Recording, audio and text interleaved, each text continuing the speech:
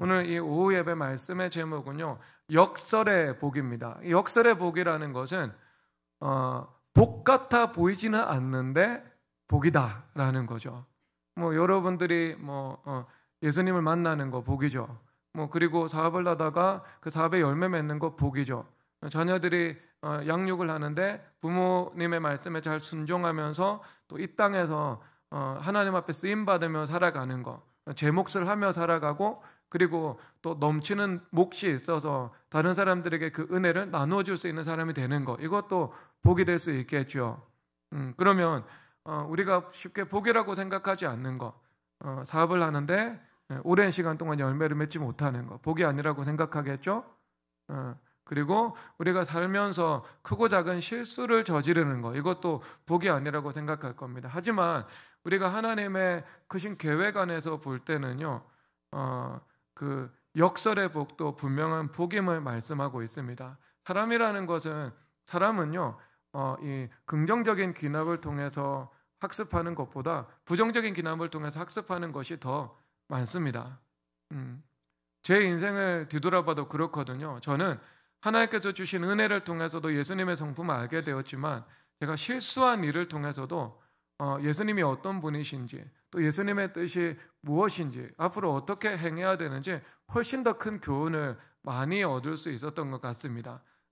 가장 실수를 통해서 배울 수 있는 것은요, 다시 그러한 실수를 반복하지 않으리라는 결단이죠. 그러니까 이것이 인생의 큰 교훈이 되어서 더 나은 선택을 하고 또 실수하지 않는 그런 지혜의 길을 걸어갈 수 있는 이 인생의 자양분이 되는 것을 보았습니다. 여러분, 우리 이 인생 가운데에는요, 현재의 적도 있지만 이 미래의 적도 있습니다. 근데 일반적으로 현재의 적보다 더 크고 두려운 적은요, 미래의 적입니다.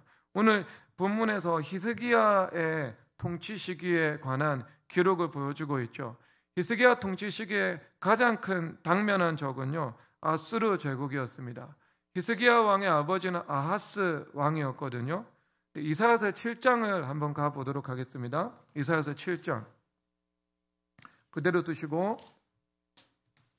이사야 7장에 가면 우리 교회됨의 40일 이 말씀 훈련하면 가장 빈번하게 등장하는 구절 중에 하나인데, 이사야 7장에 뭐가 나오죠? 정수지 자매 고개 들고. 뭐가 나옵니까? 직관적으로 나와야죠. 네? 임마누엘이라는 그 유명한 예언이 등장하잖아요. 처녀가 잉태와 아들을 낳을 것이라.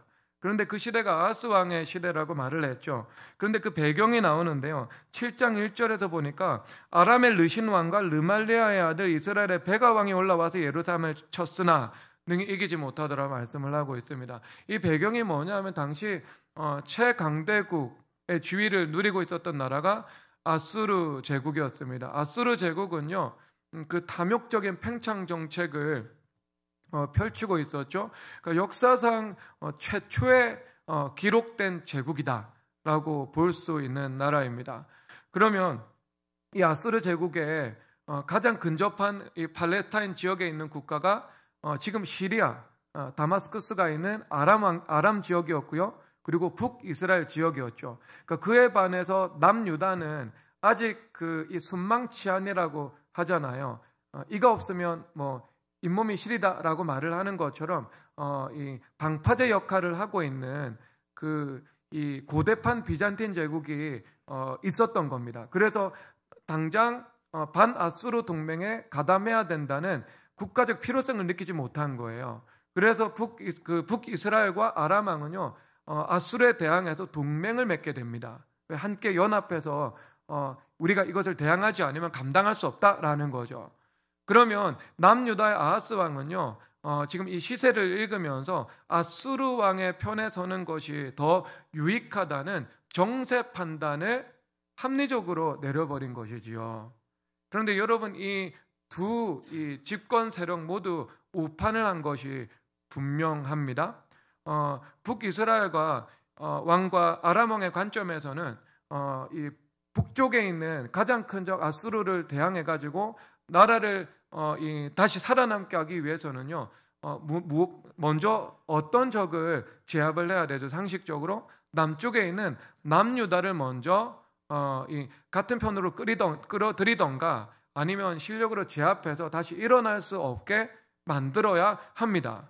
여러분, 우리나라도 역사적으로 청나라가 명나라 원정 떠나기 전에요, 먼저 병자호란을 일으켰거든요. 그래서 우리나라의 항복을 받아놓고 명나라 원정하러 가서 그 명나라를 복종시킵니다. 왜?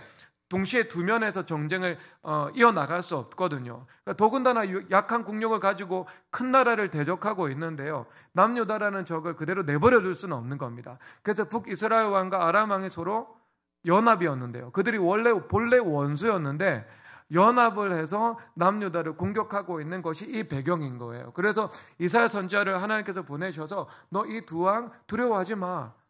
저들 다 너하고 전쟁하는데 승리하지 못할 거야. 저들 패배하게 될 거야. 그리고 망하게 될 거야. 이렇게 예언을 하고 있는 겁니다. 그러면 아하스 왕은 하나님 앞에서 바른 선택을 했는가? 그렇지 않죠. 여러분, 이것이 보여주고 있는 바가 무엇인가? 인간의 합리적인 선택 안에 있는 비합리성을 보여주고 있는 것이지요. 여러분, 경제학적인 그 인간관에서요, 인간이 합리적인 선택만을 한다고 가정하지 않습니다.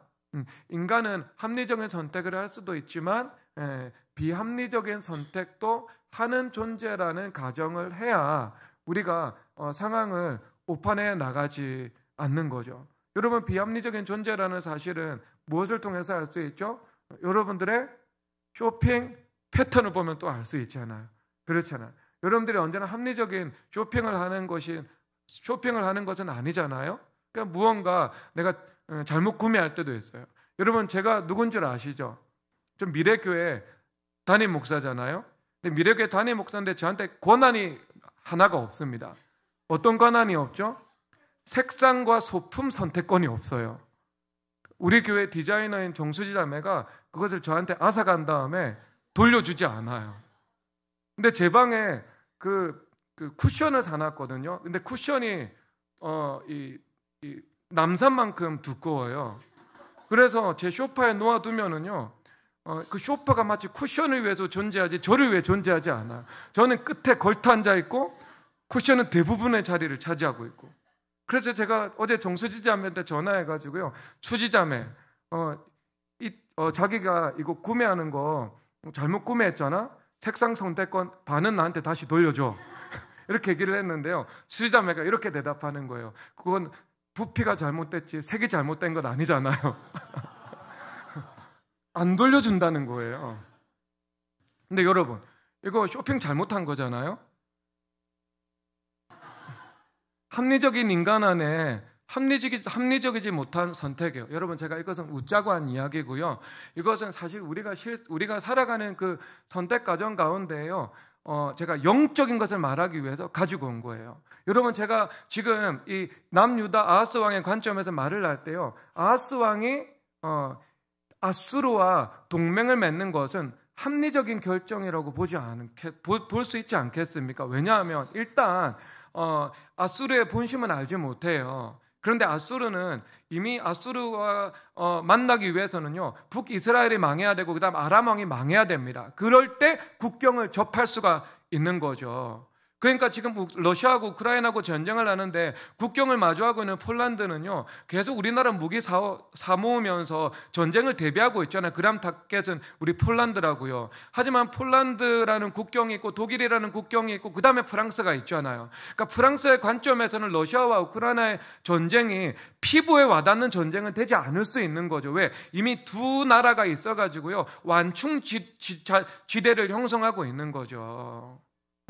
그러니까 남유다의 아하스 왕의 관점에서는요, 저 아수르 왕하고 친교를 맺는 것, 동맹을 맺는 것이 합리적인 결정입니까? 비합리적인 결정입니까? 이것은요, 합리적인 결정인 거예요. 그런데 성경에서는요, 이것을 책망하고 있습니다. 왜 책망을 하는가? 너희들이 맹약을 맺었는데 나의 영으로 말미암은 것이 아니다고. 여러분, 하나님의 영으로 말미암으면 우리가 동맹을 맺을 수도 있습니다. 동맹 자체를요, 성경에서 부인하는 것은 아닙니다. 왜? 아브라함이 에스골과 만물의 그 삼형제와 동맹을 맺었다고 말하고 있죠. 다윗도 두로와 동맹을 맺었죠. 그 솔로몬이 성전을 건축할 때 두로 왕의 기술자들로부터 자원과 기술적인 도움을 받게 되었거든요. 그러면 성경에서 동맹 자체를 대적하고 있는 것은 아니다라는 것이 성경적인 사고인 거죠. 그런데 문제는 뭐냐? 하나님의 영으로부터 말미암았느냐? 하나님의 영의 허가를 받지 않았느냐? 이 문제가 더 중요한 문제인 거예요. 그러니까 아하스 왕은 하나님 중심의 관점에서 기도함으로 행한 것이 아닌 거죠. 그냥 본인이 합리적이고 전략적인 판단을 하나님과 믿음과 기도라는 것을 배제한 채 내려버린 것을 말씀을 하고 있는 겁니다. 그러니까 그가 간파하지 못했던 건 뭐예요? 하나님께서 알고 계셨던 아수르의 팽창 야욕을 꿰뚫어 보지 못한 것이었습니다. 마치 대한민국의 갑신정변을 일으켰던 사람들이 일본을 이끌어 들이려고 했잖아요. 그런데 일본의 본심은요, 우리나라를 강제 병합하는 것이었거든요. 그래서 후쿠자와 유키치 같은 사람은 정한론이라는 그 관점을 가지고 있었거든요. 그 관점의 어떤 투사들이었는데, 후예들이었는데요. 어떤 그들의 그것이 감추어져 있으니까 간파하지 못했던 것이지요. 그러니까 만약에 아하스 왕이 하나님의 영으로 말미암은 맹약을 맺었다, 즉 선지자께 묻거나 주님 앞에 기도를 드렸다면, 하나님께 순종할 의도가 충만했다면 하나님께서 실수하지 않는 길로 그를 인도해 주셨겠지요. 그런데 그는 그렇게 할 의도가 전혀 없었던 겁니다. 그래서 성경에서는요, 그가 아수르와 아수르에게 유화적인 제초를 취했는데 오히려 그것이 유익하지 못했다, 도리어 그것이 화가 되었다라고 말씀을 하고 있는 겁니다. 여러분, 이것이 배경이에요. 그런데 이 아하스 왕 이후에 히스기야 왕이 등장을 하잖아요. 그럼 이 히스기야 왕은요, 아하스 왕과 달리 이스라엘 역사상 다윗과 함께 손꼽히는 하나님을 신실하게 의지했던 왕이거든요. 그러니까 아하스가 왜 망했는가? 아수르를 의지했기 때문에 망했다라는 어떤 영적인 각성이 일어난 겁니다. 그리고 나서 그가 취했던 스탠스는요, 반아수르 정책을 취하기 시작했던 것이지요. 그런데 여러분, 이것은 정말 믿음으로 물리를 건너는 일과 같았습니다. 왜냐하면 아수르는 누구와도 동맹을 맺을 마음이 없었고, 그리고 팽창의 의도를 가지고 있었기 때문에 그가 애국까지 다 점령하지 못하면 I'm still hungry, 그러니까 배고픈 상태로 있을 수밖에 없는 그 제국적 속성을 다분하게 가지고 있었던 거예요. 그렇죠. 그러면 어쨌든 친아수르 정책을 취하든 반아수르 정책을 취하든 확고한 사실 하나는 뭐냐면요, 아수르는 유다를 침략한다는 사실입니다. 반드시 침략한다는 사실입니다. 이것은 이스라엘 역사의 어떤 히스기야의 스탠스와 관련 없이 이것은 절대 상수로 두어야 하겠죠. 그런데 친아수르 정책을 취하면 망하는 것이고요. 그런데 반아수르 정책을 취할 때 이제 인간의 합리적인 계산 가운데는 들어있지 않는 것 같아 보이지만 영적 하나님께서 절대 주권을 가지고 통치하시는 이 세계 가운데에는 합리적인 것들 무엇이겠습니까? 하나님의 능력이 함께하고 있다는 사실인 것이지요. 그렇죠. 이것이 세상에서는 합리적으로 계산에 넣지 않지만 세상 사람들은 하나님께서 주권자가 되셔서 이 세상을 이끌어 나가실 때는 이것은 하나님의 합리 가운데 반드시 존재하는 사안이잖아요. 기도하는 자들에게 은혜를 베푸시고 특별한 도움을 주신다는 사실들. 아수르의 사내립 대군을 주님의 능력으로 전멸시킨다는 것들. 이것은 우리 하나님께서 말씀으로 온 세계를 다스리는 이 세계 가운데는요, 합리의 일이고 상식의 일이고 이것은 사실의 일임을 인식을 해야 되는 거죠. 그런데 문제는 이런 일들 자체가 믿음으로 걸어가는 일이기 때문에요, 마치 물리를 걷는 것과 같은 행동이라는 거죠.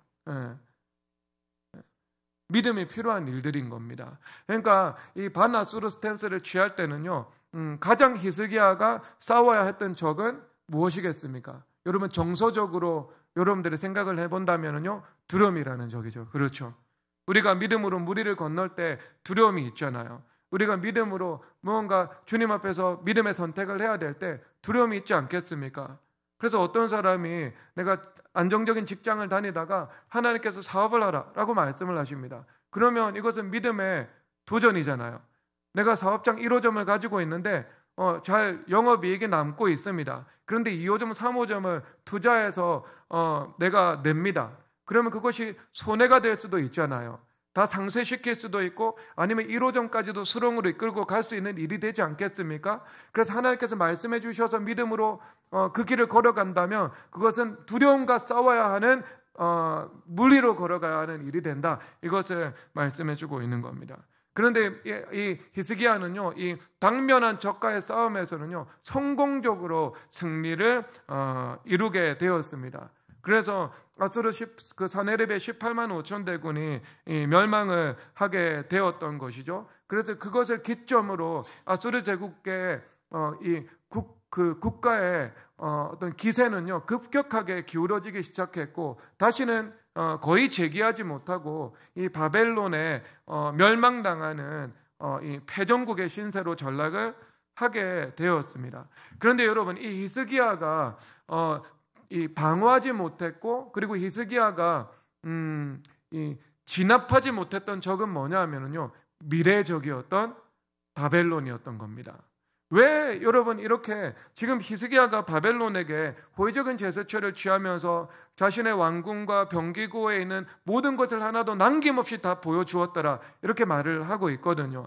근데 그런 이유가 있습니다. 왜냐하면 바벨론은요 아수르의 동편에 있거든요. 그리고 적의 적입니다. 그러니까 적의 적이 내가 친구가 될 수 있다고 그도 합리적으로 당연하게 자연스럽게 생각을 했던 것 같습니다. 실제 여러분 그것이 타당한 면도 있습니다. 왜냐하면은요 아수르하고 바벨론하고 전쟁을 하거든요. 그런데 이 기록에 의하면은요 아수르가 바벨론 제국을 초토화시켜 버립니다. 그래서 공성탑을 세워가지고요 공성태는 성벽을 다 무너뜨리고요. 그리고 공성탑을 높게 세워가지고 위에서 아래로 내려가는 이 다리를 내리거든요. 그래서 성 안으로 이 병사들을 진입시켜 가지고요 그 바벨론 전체를요 초토화시켜 버립니다. 그러니까 거의 진멸 수준에 가까운 패배를 당한 것이 바벨론이죠. 그러니까 히스기야의 관점에서는 바벨론은 아수르에게 패배했습니다. 그런데 자신은 아수르에게 승리했죠. 그래서 패배한 바벨론이 예물을 가지고 찾아왔죠. 그러니까 얼마나 그것이 이 본인 안에 있는 그 교만이 있다면 그 교만에 이 기름을 붓는 이 요인이 되었겠습니까? 그리고 그가 패전 국가니까요. 그 바벨론이 잠재적으로 미래의 위협 세력이 되고 적국이 될 것이라는 그 인식이 역사 인식이 돌아가지 않은 거예요. 여러분 이걸 어떻게 볼 수 있냐 하면은 여러분 우리나라 역사의 관점에서요 가장 우리가 정말 주님 앞에 감사해야 되는 일이 있습니다. 여러분 중국이 우리나라 동해로 진출할 뻔했습니다. 여러분 한반도 국경선 한번 생각해 보세요. 그러면 이 국경선 포항 해가지고 쭉 속초 올라갑니다. 그 다음에 쭉 끝까지 올라가요. 그러면 뭐 나진항 이런 것도 있겠죠. 그러면 이제 두만강 끝자락에 올라갑니다. 그러면 거기에 어떤 도시가 어느 나라의 도시가 있죠? 중국 도시가 있어요? 설마? 네.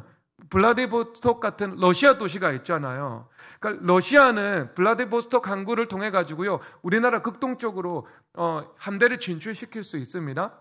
안방처럼 드나들 수 있죠. 국제법상. 그런데 여러분 그 지역이 중국 땅 될 뻔했습니다. 중국 땅이요 그 동해안에서 불과 15km 내륙으로 들어가 있습니다. 15km예요. 여러분 15km는요 여러분 이 성전에서 여러분 집까지가 15km잖아요. 그렇죠. 조금만 거리가 있는데 산다면 DMC 정도 산다면 15km 정도 나오잖아요.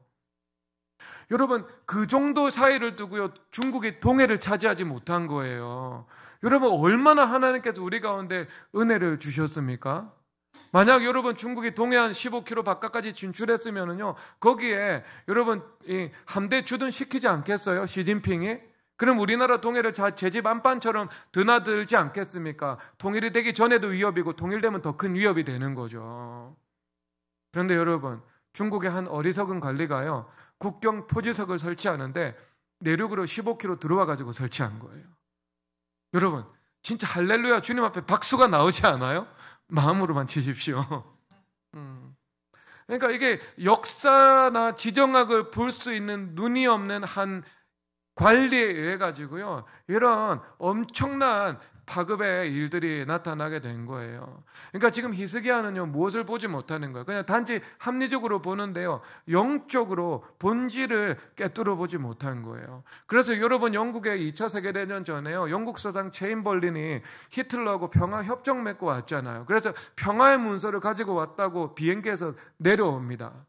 그리고 나중에는요, 히틀러가 세계대전을 일으키고 난 다음에는요, 그게 역사적인 조롱거리가 되거든요. 악당의 본질을 꿰뚫어 보지 못했다고요.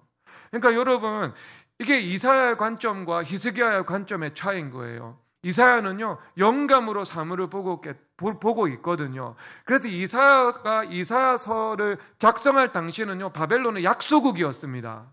아스루가 최강대국이었다니까요.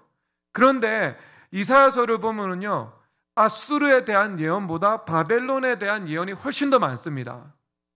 이집트에 대한 예언보다 바벨론이 훨씬 더 많은 분량과 횟수로 다루어지고 있어요. 그때 당시는 약소국이었는데요. 그러면 여러분, 이사야 선지자가 영적인 통찰력으로 우리 이스라엘의 가장 큰 위협 세력은 바벨론이다, 미래의 가장 큰 적은 바벨론이다 라는 것들을 바라보고 있었던 겁니다. 그렇죠? 그러니까 이것도 역시 무엇을 보여주는 거예요? 합리적인 인간 안에, 합리적인 선택 안에 있는 그 비합리성을 보여주고 있는 거예요. 그러니까 여러분, 우리가 그러니까 잘 선택해야 돼요. 잘 선택해야 된다고, 주님 앞에서. 자, 그러면 이런 일들을 통해 가지고요, 결국 이사야 선지자가 히스기야한테 선포를 하잖아요. 왕의 모든 것이 바벨론으로 다 옮기게 될 거다고, 왕의 자녀들은 환관이 될 거다고, 이렇게 예언을 하게 되었습니다. 그러면 여러분, 여기서 히스기야가 가지고 있었던 오류는요, 첫 번째 오류는요, 교만이라는 오류였죠. 그리고 또 두 번째 오류는요, 전략적으로 실수를 한 겁니다. 그러니까 비합리적인 선택을 하게 된 것이고요. 그리고 그 뿌리에는 선택하는 그 방법론에 문제가 있는 거예요. 그렇죠? 그러면 여러분, 이것은 우리 가운데 적용을 하게 될 때는요, 두 가지로 적용을 할 수 있는데요. 이것은 우리 가운데 복을 가르쳐 주는 거예요.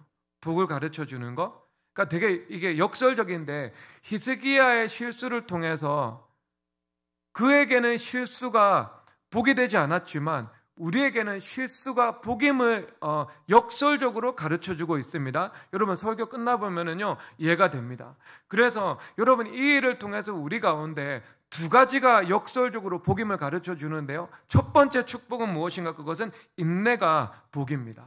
인내가. 왜냐하면 인내가 있으면은요, 현재의 적도 내 안에서 죽어지죠.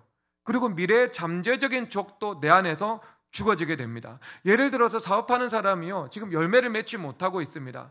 사업을 하는데 내 사업하는 그 영역이 생수의 강이 흘러간 아라바와 같은 곳이 아니고요, 생수의 강이 없는, 열매 맺지 못하는 그 황무지와 같은 땅으로 기능을 하고 있는 거예요. 그러면 여러분, 이것은 복이 돼. 현재의 적은 무엇이죠? 현재의 적은요, 내가 열매 없음이라는 적인 것이죠. 그리고 또 현재의 적은요, 내가 믿음의 선한 싸움을 행해 나가는 것이죠. 믿음으로 사업하면서 하나님께서 약속을 이루어 주시기를 기도드리는 것, 이것이 현재의 적이겠죠. 그런데 미래에 잠재된 적은 무엇이죠? 돈을 버는 사람들에게 히스기야처럼 교만이라는 것이 가장 강력한 잠재적인 위협 세력이 되지 않겠습니까? 그런데 현재의 적은 싸워서 이겼습니다. 그래서 열매를 맺었어요. 하지만 미래의 적, 교만이라는 것은 내 안에 해결되지 않고 그대로 남아 있습니다. 그래서 여러분, 교만이 살아있는데 돈을 법니다. 그러면 어떻게 하게 되겠습니까? 여러분, 그 교만함과 돈이 과학적 결합을 일으키면은요, 이제 사람들과의 관계에서 이 사람 저 사람 돈 가지고 상처 주면서 살아가지 않겠습니까? 있는 돈 때문에 불순종하고 고역하고 콧대는 더 높아지는 일들이 벌어지지 않겠습니까? 그러면 그 인내는 왜 복이죠? 우리가 현재적 열매 없음과 싸워 나가면서요, 미래적인 교만이라는 잠재적인 최악의 위협 세력을 내 안에서 뽑아낼 수 있기 때문에 인내라는 것이 진정한 복이 되지 않겠습니까? 그리고 율법적 관성으로 살아가요. 내가 하나님 앞에 은혜를 구하고 범사에 기도하면서 하나님의 은혜로 살아가는 것이 항상성으로 이루어져 있어야 되잖아요. 그 성취가 있든 기도하고 없든 기도하고. 그렇죠. 그리고 돈이 있든 기도하고 돈이 없든 내가 주님 앞에 나아갈 수 있고. 그러니까 성취를 했다 하지 않았다. 기도했다 기도하지 않았. 돈이 있다 돈이 없다. 목회가 형통하다 형통하지 않다. 이것이 내가 하나님 앞에 나아가고 하나님을 사랑하고 기도하는 일들에요. 긍정적인 영향 외에는 어떤 부정적인 영향도 미치지 않아야 되는 거예요. 그렇죠.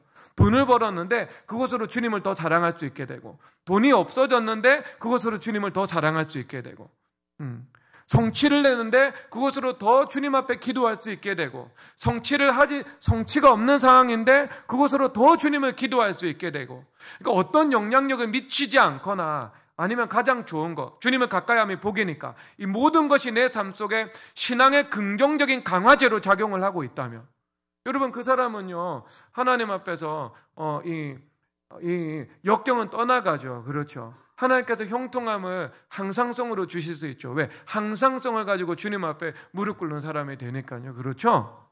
그런 사람이 될 수 있는 거예요. 그런 사람이, 그것이 이 진정한 복인 겁니다. 저는 우리 교회 최준욱 간사가요, 저는 그런 사람이라고 생각합니다. 이분은 뭐 사업이 어떻게 진행되는 것하고 상관없이요, 삼각산에 언제나 그 자리에 앉아서 비가 오든 눈이 오든 춥든 덥든 무릎 꿇고 주님 앞에 손들고 간절히 부르짖어 기도하잖아요. 그런데 그러한 삶이 10년 동안 한결같이 한 주도 빠지지 않고 지속되고 있거든요. 여러분 이거면 그 사람 인격입니다. 인격이고 피고 살이고 DNA고 세포예요. 돈을 벌었다고 주님 안 떠납니다. 그런 사람은요. 돈을 버는 것이 더 주님을 사랑하고 더 주님 앞에 기도하게 되는 거예요. 그런데 율법적 관성이 아직 몸에서 빠지지 않았어요. 그러면 어떻게 되겠습니까? 그러면은요, 이제 돈을 벌고, 그리고 하나님께서 주신 성공도 있고, 또 바빠지기 시작하면은요, 이제 기도의 자리를 등한시하기 시작하고, 하나님의 은혜로 살아가는 사람들이 다시 자신의 힘으로 살기 시작하고, 성령으로 시작했다가 육체로 맞춰지는 그 일을 하게 되는 겁니다. 그러니까 여러분, 인내라는 것이 역설의 복인 거예요. 잠재적인 위협 세력을 제거해 줍니다. 그리고 두 번째는요, 실수 자체가 우리 가운데 복이 될 수 있습니다. 여러분, 하나님의 계획 안에 있는 실수는요, 복입니다. 그러니까 우리가 많은 실수가 하나님의 계획 안에 있습니다. 저는 하나님의 계획 안에 있는 실수를 통해서요, 더 신중하게 결정하는 법을 배웠고요. 그리고 더 잘 선택하는 법을 배웠습니다. 그러니까 이것이 얼마나 큰 복인지 그때는 피눈물을 흘리고 주님 앞에 회개를 냈지만, 시간이 지난 이후에는 그것을 통해서 얻은 교훈은요, 실수하고 비교할 수 없는 이 학습의 이 은혜를 하나님 앞에 누릴 수 있게 된 것을 누릴 수 있게 된 것 같아요. 여러분, 다윗도 여러분 주님 앞에서 실수를 하게 되거든요. 왕이 되기 직전의 실수입니다. 여러분, 다윗 왕이 10년 동안 사울 왕을 피해서 도피 생활을 지속적으로 하고 있잖아요. 그럼 그 도피 생활 가운데 하나님께 늘 묻고 행하는 것이 그의 습관이었습니다. 묻지 않고 행하는 것이 없었습니다. 즉 여러분, 우리 삶 가운데도요, 주님 앞에 물을 사안이 있고 묻지 않고 자유롭게 행할 수 있는 사안이 있습니다. 여러분, 저는 주님 앞에 모든 것을 묻고 행하는 사람이었습니다. 그런데 주님께서 어떤 그 모든 것을 묻는 강박과 미혹의 시험을 통과하게 만드시면서요, 주님 앞에 물어야 하는 사안과 묻지 않고 자유롭게 행해도 되는 사안에 대해서 구분할 수 있는 지혜를 하나님께서 허락해 주셨습니다. 그래서 이 일을 주님께서 허락하신 이유는 미혹에 빠진 사람들을 자유케 하기 위한 것이다 라고 주님께서 저한테 가르쳐 주셨어요. 여러분, 묻지 않고 자유롭게 행할 수 있는 게 있죠.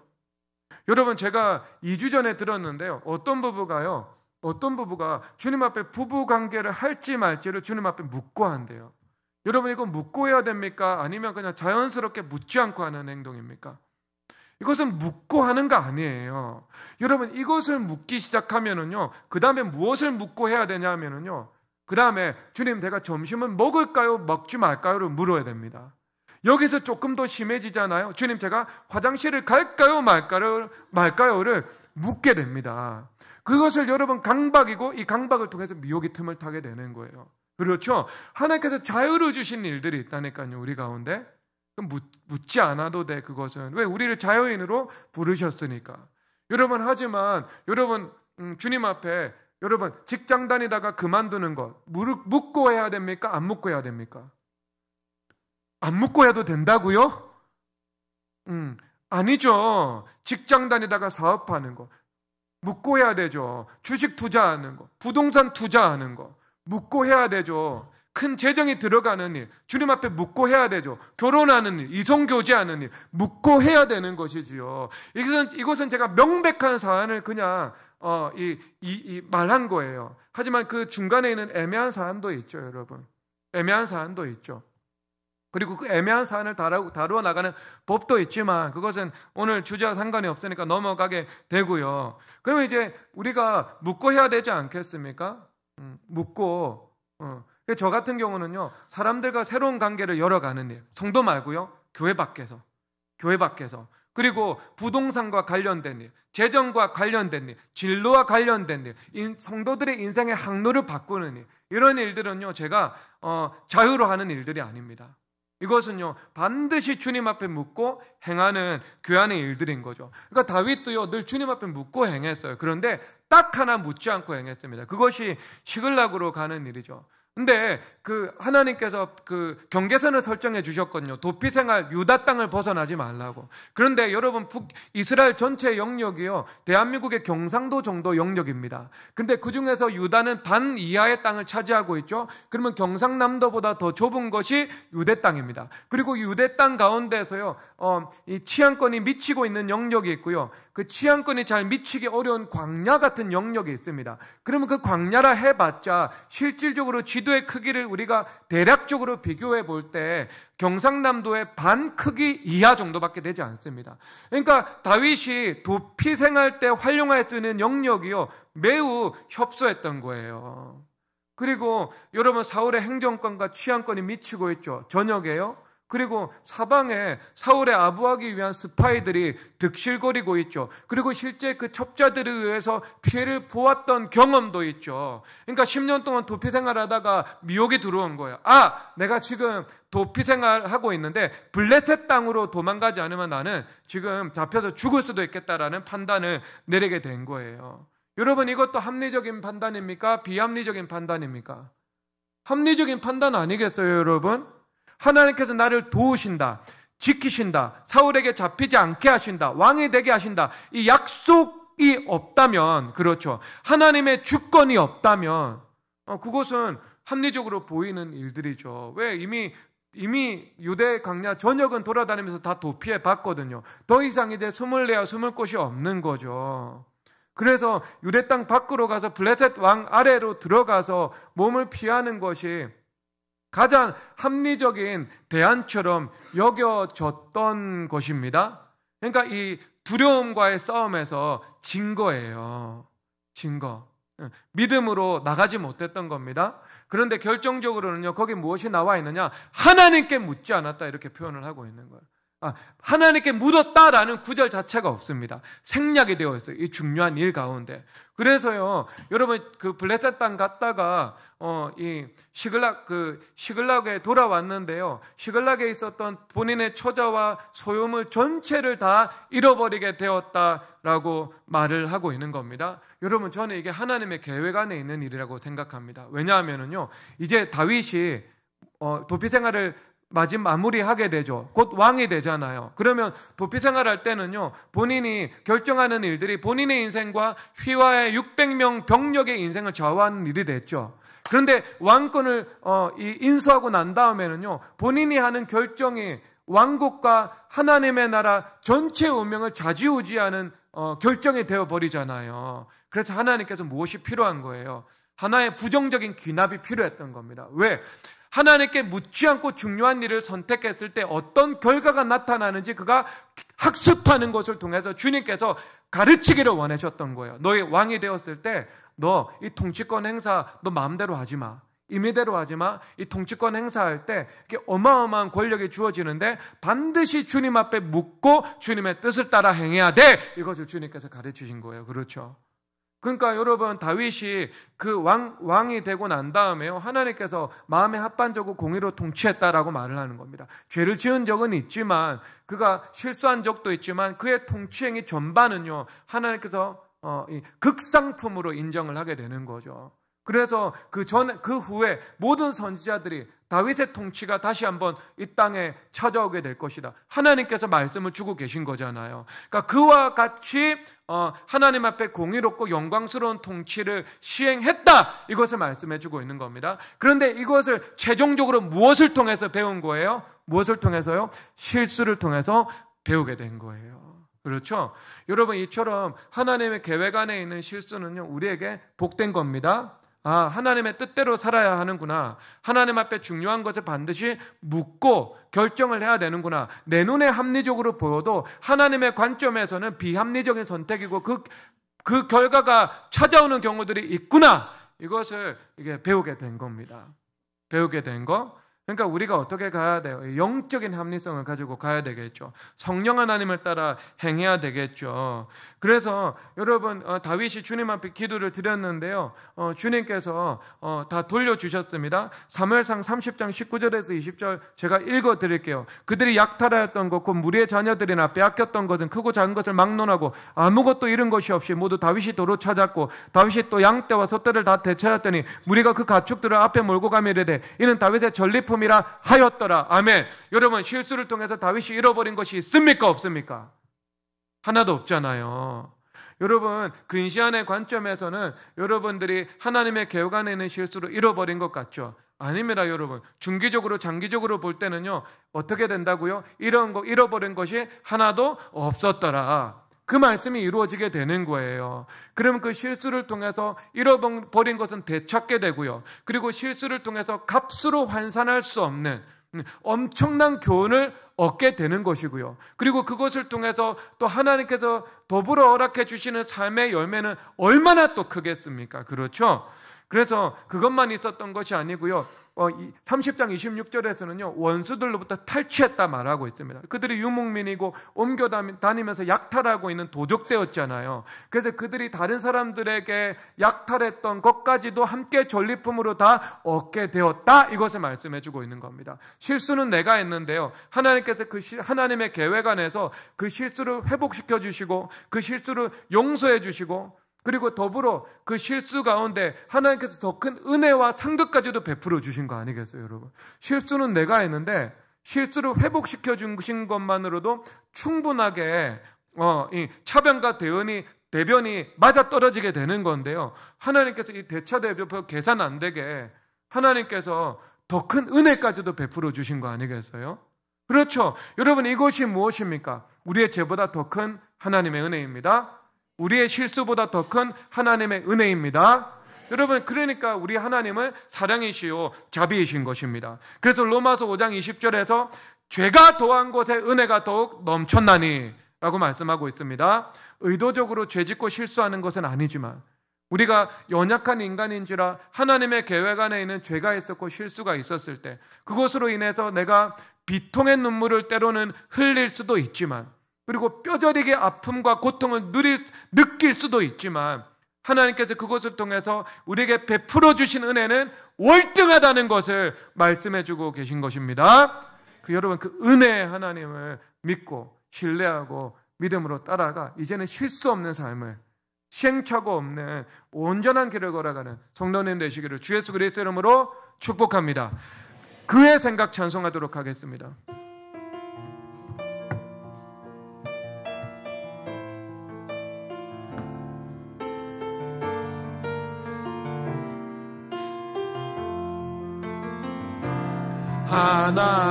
하나님은 너를 만드신 분, 너를 가장 많이 알고 계시며, 하나님은